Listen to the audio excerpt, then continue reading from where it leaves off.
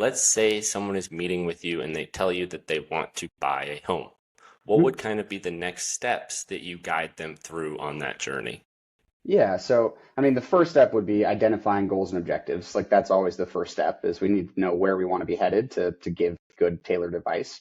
But after we accomplish or after we find out what those goals and objectives are, the first thing is really just determining how much money do we have coming in each month? How much money do we have to have going out each month for fixed expenses? Like what's the non-negotiables?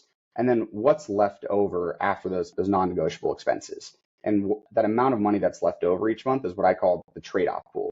And that trade-off pool can either go towards debt pay down, savings, investment, future you, or it can be spent on discretionary spending. When I'm meeting with somebody, it's up for them to decide what they want to save, what they want to invest, what they want to put towards debt, and what they want to spend on discretionary.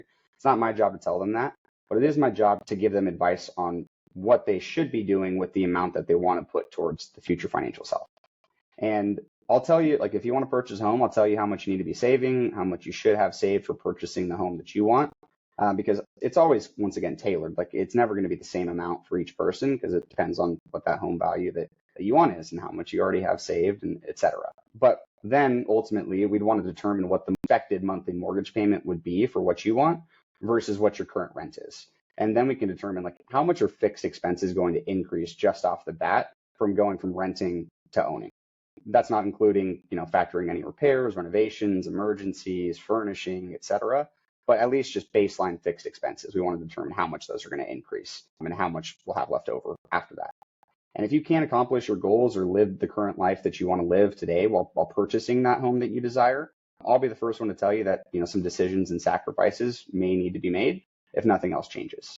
But if we do want to save and purchase a home and get in the best position to do so, I'd tell you what to do with that amount that you want to commit, whether it's paying off existing debt, saving into a bank or high yield savings account, or maybe investing some of it, depending on, kind of the time horizon or how long we think it's going to take for us to purchase that home and maybe get a better return than cash and use those investments for the down payment.